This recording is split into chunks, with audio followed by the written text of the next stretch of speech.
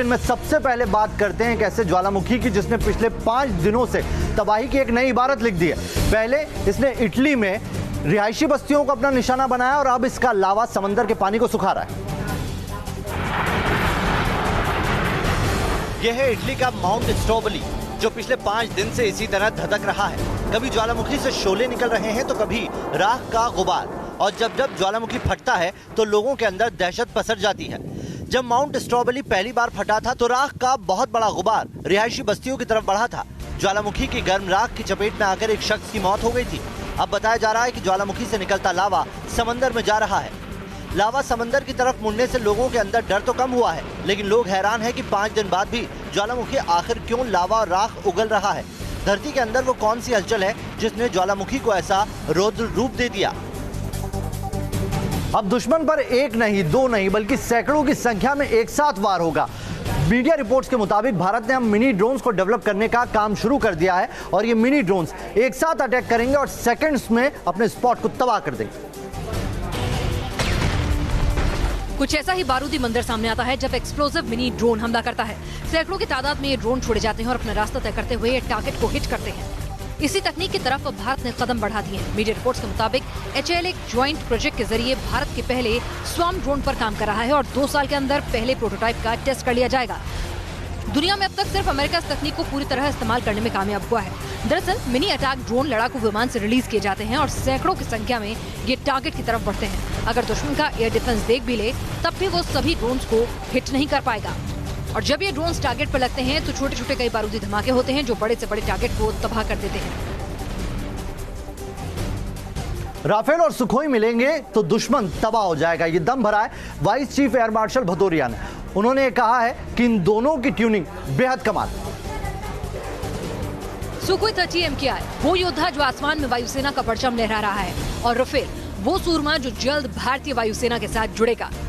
इन दोनों लड़ाकू विमानों की जोड़ी देश के हर प्रतिद्वंदी से निपटने में सक्षम होगी, ये कहना है vice chief air marshal RKS Bhadauria का। राफेल के आने से सर्टेनली ये बहुत बड़ा कैपेबिलिटी जंप है हमारी इंडियन एयरफोर्स में। राफेल और सुखोई की जोड़ी का दम फ्रांस में नजर आ रहा है। यहाँ गरुड़ 2019 युद्धाभ्यास में दोनों विमान एक दूसरे के साथ उड़ान भर रहे हैं। भारत को 36 राफेल विमान इस साल सितंबर तक मिल जाएंगे, यानी सितंबर के बाद देश की वायु सुरक्षा का दम दोगुना हो जाएगा। पाकिस्तान ने एक बार फिर युद्ध विराम का उल्लंघन किया। आज सुबह उसने बॉर्डर पर गोलियां बरसाई, जिसका भारतीय सेना मुंहतोड़ जवाब दे रही है। कुछ इस तरह की तस्वीरें आज सुबह बॉर्डर से सामने आई जब भारतीय जवानों ने पाकिस्तान की नापाक हरकत का मुंहतोड़ जवाब दिया। सुबह तकरीबन 6 से 7 बजे के बीच पाकिस्तानी फौज ने मनकोट, कृष्णा घाटी, पुंछ और नौशेरा में फायरिंग की। इस हफ्ते में तीसरा मौका है जब पाकिस्तानी फौज ने सीज फायर का उल्लंघन किया है। ये धमाके पाकिस्तानी फौज की साजिश की तरफ इशारा करते हैं। पाकिस्तानी मीडिया के हवाले से खबरें हैं कि शुक्रवार से भारत और पाकिस्तान के बीच ट्रैक टू डिप्लोमेसी का आगाज हो गया है और इतिहास गवाह है कि पाकिस्तानी फौज कभी भी दोनों देशों के बीच अमन नहीं चाहती। ट्रैक टू डिप्लोमेसी के जरिए दोनों देश अलग अलग चैनल से बातचीत करते हैं और पाकिस्तानी फौज का मकसद इस कोशिश को डीरेल करना है। देश के अलग अलग हिस्सों में सैलाब का सितम जारी है। मूसलाधार बरसात ने नदियों का जलस्तर जहां बढ़ा दिया, वहीं कई इलाकों में अस्पतालों में भी पानी भर गया। टूटे पुल, पास से गुजरता पानी का रेला, बेबस खड़े लोग, बारिश और पानी के बीच खुद को बचाने की जद्दोजहद। यह है असम में उफनती ब्रह्मपुत्र का कहर। लगातार हो रही बरसात के चलते ब्रह्मपुत्र और उसकी सहायक नदियों का जलस्तर बढ़ गया है। ये यूपी के कुशीनगर की तस्वीर है। बारिश ने क्या हाल कर दिया है इसकी गवाही तस्वीरें दे रही है। घुटनों तक पानी है। इसी तरह यहाँ जिंदगी चल रही है। गली में ऐसा लगता है मानो नदी बह रही हो। कुशीनगर के ज्यादातर इलाकों का यही हाल है। यहाँ पिछले 2 दिनों से लगातार पानी बरस रहा है। सुपौल में नेपाल से छोड़ा गया पानी आफत का सबब बन गया है। लगातार होती बरसात के चलते नेपाल के बांध भर गए हैं और जो पानी छोड़ा गया उसने खेतों और बस्तियों को अपनी चपेट में ले लिया है। बिहार के हाजीपुर का भी बुरा हाल है। अस्पताल में पानी भर गया है। पानी में डूबे अस्पताल में दवाओं और जरूरी सामान को पहुंचाने के लिए कर्मचारियों को मशक्कत करनी पड़ रही है। वार्ड से लेकर डॉक्टर के चैम्बर में पानी ही पानी है। कुदरत की एक चोट के आगे सरकारी सिस्टम मानो सरेंडर कर चुका है। ग्रीस में कुदरत का कहर जारी है। भीषण गर्मी के बाद चली तेज हवाओं में 6 सैलानियों की मौत हो गई और 30 लोग जख्मी हुए। भीषण तूफान और आसमान में तड़कती बिजली। उत्तरी ग्रीस में कहर बनकर टूटी आसमान में अचानक तेज रोशनी हुई और फिर जो हुआ वो तस्वीरें खुद बयां कर रही हैं। उत्तरी ग्रीस के थिस्सलुनीकि शहर को तूफानी हवाओं ने अपनी चपेट में ले लिया। तस्वीरों में देख सकते हैं कि कैसे पूरा इलाका धुएं के गुबार में ढक गया है। जब भी तूफान आया तो जो जहां था वहीं ठहर गया। लोग सुरक्षित जगहों पर या तो छिपे रहे या फिर छिपने की कोशिश करते हुए नजर आए। मौसम वैज्ञानिकों के मुताबिक ग्रीस में भीषण गर्मी ही इस तूफान की वजह बनी। दरअसल गर्मी के चलते बड़ा लो प्रेशर एरिया बन गया था, जिसको भरने के लिए तेजी से हवाएं बढ़ी और नतीजा हुआ ये तूफान के मद्देनजर कई इलाकों में इमरजेंसी का ऐलान कर दिया गया और सरकार ने 100 से ज्यादा रेस्क्यू दलों को तैनात कर दिया है। और चलिए अब समंदर में तूफानी लहरों के बीच में रेस्क्यू के एक हैरत अंगेज वीडियो को आपके साथ शेयर करते हैं, जिसमें पश्चिम बंगाल का एक मछुआरा 5 दिनों से जिंदगी और मौत के बीच जंग लड़ता रहा और समंदर की लहरों से टकराता रहा।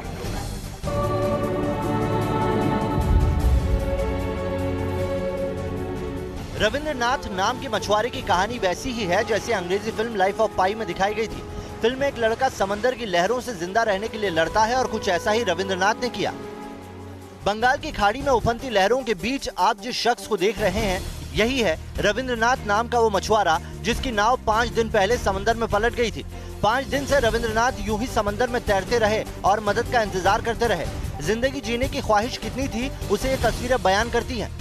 जब रविंद्रनाथ की तरफ ट्यूब फेंकी गई तो थके हुए बदन से भी 20 फीट तैरकर ट्यूब को पकड़ लिया और फिर रविंद्रनाथ को कोस्ट गार्ड की बोट ने रेस्क्यू कर लिया। रविंद्रनाथ 31 मछुआरों के उस गुट के साथ थे जो कुछ दिन पहले लापता हो गए थे। 2 दिन पहले 6 मछुआरों को बचाया गया था, लेकिन अब तक 24 मछुआरों का कुछ पता नहीं चला है। और चलिए अब आपको दिखाते हैं फर्जी बाबा की कारस्तानी, जो मायाजाल का मोह दिखाकर लोगों के पैसे पर चंपत लगाता था। राजेश कैंडी नाम का है फर्जी बाबा, कबूतर उड़ाकर लोगों को जादू का झांसा दिलाकर अपने ही भक्तों के पैसे पर चंपत लगा रहा था।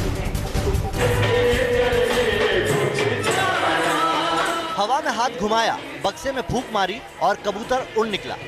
कमरे के अंदर नकली कंकाल, वो भी उल्टा लटका। तस्वीरें देखकर ऐसा लगता है मानो किसी मायालोक में आ गए हों, लेकिन ये मायालोक नहीं है, बाबा कैंडी का कांड है। राजेश कैंडी नाम के इस कथित बाबा पर तरह तरह के संगीन आरोप लगे हैं। पहला आरोप है इसने लोगों को सस्ता सोना देने के नाम पर ठगा और 90 लाख रुपयों पर हाथ साफ कर दिया।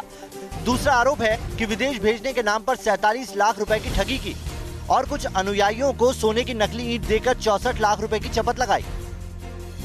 ठगी की शिकायतें मिलने के बाद हरियाणा के साथ साथ पंजाब पुलिस भी कैंडी बाबा की तलाश में जुटी है, लेकिन अब तक ढोंगी बाबा का सुराग नहीं लग रहा। पंजाब में भी उसके खिलाफ कई मामले दर्ज हैं। हवाई के जंगल भीषण आग की चपेट में। हवाई में बढ़ती गर्मी ने जंगलों में आग लगा दी, जिससे 12,000 हेक्टेयर जंगल में आग लग चुका और 5,000 से ज्यादा लोग पलायन करने को मजबूर है। जंगलों में धू-धू कर जलते शोले, आग से राख हो चुके हजारों हेक्टेयर जंगल और आग का धुआं ऐसा जिसने सूरज की रोशनी को भी धरती पर आने से रोक दिया। तस्वीरें हवाई के मौरी इलाके की है, जहां अचानक जंगलों में आग लगी और इतनी तेजी से फैली कि लोगों के लिए बचकर भागना भी मुश्किल हो गया। खबरों के मुताबिक मौरी के 12,000 हेक्टेयर जंगल इस आग की चपेट में है। इस आग का आसमान से लिया गया एक वीडियो भी वायरल हो रहा है। विमान की खिड़की से बनाए गए इस वीडियो में आग का धुआं ऊपर उठता नजर आता है। प्रभावित इलाकों से 5,000 से ज्यादा लोगों को निकाला जा चुका है, लेकिन अब भी कुछ लोग उन जगहों पर हैं जो अग्निकांड की जद में आते हैं। इसी वजह से रेस्क्यू सर्विसेज लगातार आग प्रभावित इलाकों में गश्त लगा रही है। क्या कुलभूषण जाधव मामले में पाकिस्तान ने सरेंडर करने का मन बना लिया है? क्या पाकिस्तान ये मानता है कि हामिद अंसारी और कमांडर अभिनंदन की तरह ही कुलभूषण जाधव को भी लौटाना पड़ेगा? और ये कयास इसलिए लग रहे हैं क्योंकि जो ताजा बयान आया है पाकिस्तान विदेश मंत्रालय का, वो इसी तरफ इशारा करता है। क्या कुलभूषण जाधव केस में पाकिस्तान हार मान चुका है? ये कयास उठे पाकिस्तान विदेश मंत्रालय के एक बयान से। जरा सुनिए और समझिए कुलभूषण केस को लेकर पाकिस्तानी विदेश मंत्रालय ने क्या कहा। पाकिस्तान एक जिम्मेदार मुल्क है। हम इंटरनेशनल कोर्ट ऑफ जस्टिस के फैसले से पहले कुलभूषण जाधव केस पर कुछ नहीं कहना चाहते।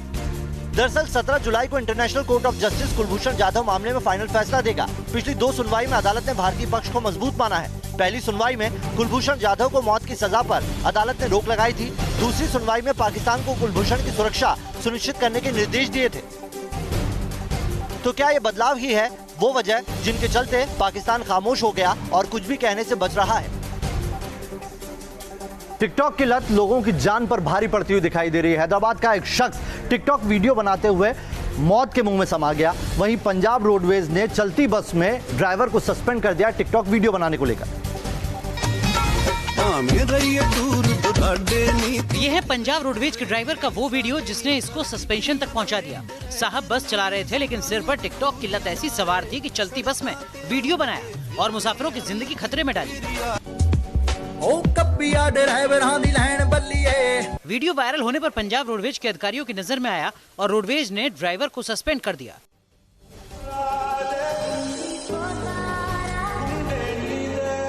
टिकटॉक की लत की एक और खतरनाक तस्वीर हैदराबाद से सामने आई, जहां एक नौजवान उफनती झील में कूदा और टिकटॉक वीडियो बनाने लगा। इस नौजवान के साथ उसका दोस्त भी झील में मौजूद था। इसके आगे का वीडियो आपको नहीं दिखा सकते। इस शख्स की झील में डूबने से मौत हो गई। हम आपसे यही अपील करेंगे कि वीडियो बनाएं, लेकिन संभल कर और सावधानी के साथ। चलिए जल्दी से अब उन खबरों पर नजर डाल लेते हैं जो सोशल मीडिया पर सुर्खियां बनी रही, वायरल कट टू कट।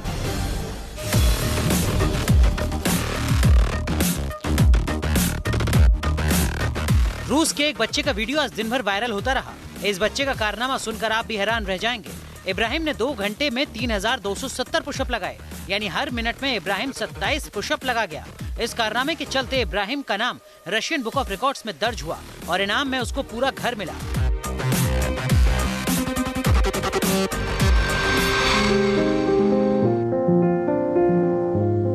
अब आपको रूस के एक कलाकार का जोशीला परफॉर्मेंस दिखाते हैं। डानीला देख नहीं सकती, बावजूद इसके उन्होंने एक परफॉर्मेंस के दौरान शोरों से लिपटे पियानो पर धुन बजाई। जिसने भी ये तस्वीर देखी वो देखता रह गया। डानीला का ये वीडियो भी सोशल मीडिया पर वायरल हुआ।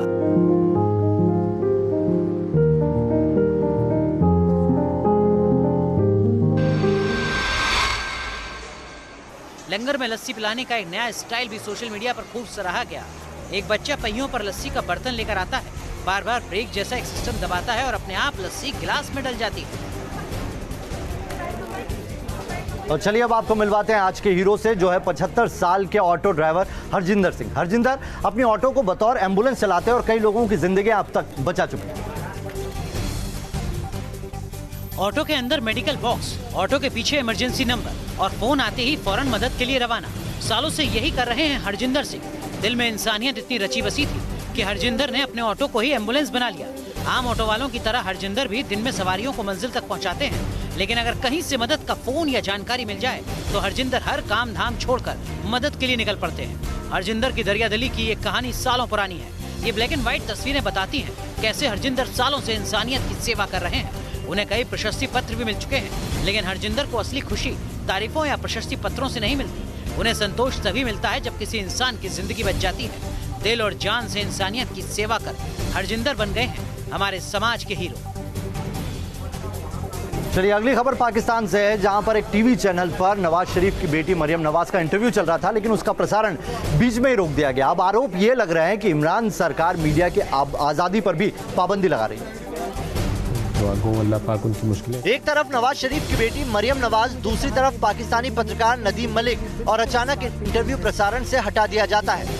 मरियम का इंटरव्यू अचानक क्यों काटा गया, क्यों इंटरव्यू की जगह दूसरा प्रोग्राम चलाया गया, चैनल ने कोई सफाई नहीं दी, लेकिन बताया जा रहा है कि इमरान सरकार के फरमान के चलते अचानक मरियम का इंटरव्यू हटाया गया।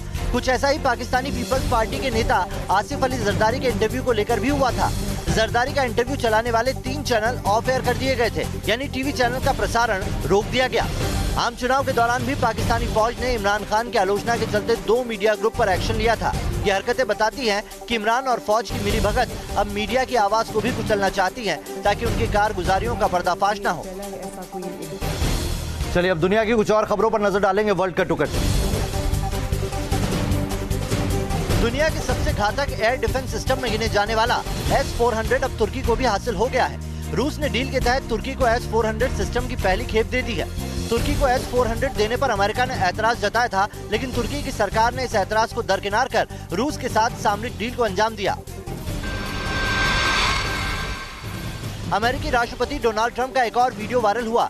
नेशनल किडनी डे के मौके पर बोलते हुए ट्रंप की जुबान से निकला कि दिल में किडनी का अहम रोल होता है। The kidney has a very special place in the heart. Donald Trump ने इतना भर कहा कि सोशल मीडिया पर अलग अलग किस्म के मजाक शुरू हो गए। डोनाल्ड ट्रंप इससे पहले भी अजीबोगरीब बयानों को लेकर ट्रोल हो चुके हैं, लेकिन ट्रंप है कि मानते नहीं। लंदन में पाकिस्तान के विदेश मंत्री शाह महमूद कुरैशी को बेइज्जती का सामना करना पड़ा। एक कॉन्फ्रेंस के दौरान कुछ सदस्यों ने पाकिस्तान पर सवाल उठा दिए। How am I responsible for that? Because the government of Listen to me. The government of I have been Pakistan. respectful to you. You're not. You censored me. I did not censor you. इस वाद विवाद के बाद कुरैशी खिसिया कर निकल गए। चंडीगढ़ में गुस्से से तमतमाई एक युवती ने पार्किंग अटेंडेंट की पिटाई कर दी तो मुजफ्फरनगर में एक बॉक्सर ने मनचले के होश ठिकाने लगा दिए। एक थप्पड़, फिर लात मारी, फिर एक और थप्पड़। तस्वीरें चंडीगढ़ की हैं, जहां पार्किंग अटेंडेंट और एक युवती के बीच पार्किंग फीस को लेकर विवाद हुआ और देखते ही देखते मारपीट शुरू हो गई। अटेंडेंट का आरोप था कि लड़की पार्किंग के पैसे नहीं दे रही थी, जबकि लड़की ने अटेंडेंट के ऊपर बदतमीजी का आरोप लगाया। इस बहस के बीच लड़की बिना पैसे दिए ही चली गई। एक और तस्वीर मुजफ्फरनगर से सामने आई, जहां एक मनचले का आमना सामना एक बॉक्सर से हो गया। दरअसल बॉक्सर जिला अस्पताल गई थी, जहां ये मनचला उसे परेशान कर रहा था, लेकिन इस लड़की ने बदतमीजी सही नहीं बल्कि इस मनचले की मरम्मत कर दी। लात, घूंसे, थप्पड़ों की ऐसी बरसात कर दी कि मनचला शायद आगे छेड़खानी की हिम्मत ही नहीं करेगा। खबर उन्नाव से, जहां पर जय श्री राम के नारे लगाने को लेकर विवाद हो गया। आरोप यह है कि क्रिकेट मैच चल रहा था, जहां पर एक गुट ने दूसरे गुट पर जय श्री राम के नारे लगाने का दबाव बनाया, जिसमें विवाद बढ़ा और मारपीट तक नौबत आ गई। यह है उन्नाव की वो तस्वीरें जिन्हें जय श्री राम के उद्घोष से जोड़ा जा रहा है। लोगों की भारी भीड़ सड़कों पर निकली है और बार बार आरोपियों को सजा देने की मांग कर रही है। लोगों का आरोप है कि क्रिकेट मैच के दौरान एक गुट ने दूसरे गुट पर जय श्री राम कहने का दबाव डाला, जो विवाद में तब्दील हुआ और फिर मारपीट हुई। पुलिस ने पीड़ित लड़कों का मेडिकल कराने के बाद 4 लोगों के खिलाफ मामला दर्ज किया और फिर 2 आरोपी लड़कों को गिरफ्तार कर लिया, लेकिन मामले पर सियासत बढ़ती गई। हिंदू युवा वाहिनी जैसे संगठन आरोपियों के पक्ष में उतरे और कार्रवाई होने पर विरोध की चेतावनी देने लगे। चलिए अब दिन भर की बड़ी खबरों को नजर डालते हैं कट टू कट अंदाज में। मुंबई के गोरेगांव इलाके में अभी तक जारी है दिव्यांशु की तलाश। बुधवार की रात 10:30 बजे खुले नाले में बह गया था 3 साल का मासूम।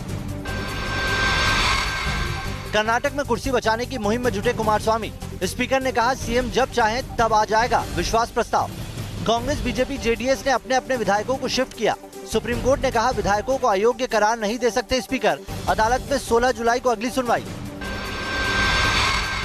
लोकसभा चुनाव में हार के बाद ममता को जनता की याद आई। विधानसभा चुनाव के लिए कोलकाता में सीएम ने निकाला माफी मार्च। चारा घोटाले के देवघर ट्रेजरी से निकासी केस में लालू को 5 लाख के मुचलके पर जमानत, लेकिन जेल में ही रहेंगे लालू यादव। दुमका और चाईबासा के केस में नहीं मिली है जमानत। 25 जुलाई को ननकाना साहिब से अटारी के रास्ते भारत पहुंचेगा नगर कीर्तन। शिरोमणि गुरुद्वारा प्रबंधक कमेटी ने पाक के पीएम इमरान खान को ननकाना साहिब में आने का दिया न्योता। चलिए अब मध्य प्रदेश से आई एक अजब गजब तस्वीर आपको दिखाते हैं। लगता है कि मध्य प्रदेश में जुआ खेलने पर कोई पाबंदी ही नहीं है। यहाँ पर सागर जिले में पुलिसकर्मी जुआ खेलते दिखाई पड़े तो मुरैना में नेताजी के हाथ में जुए की पर्चियां थी।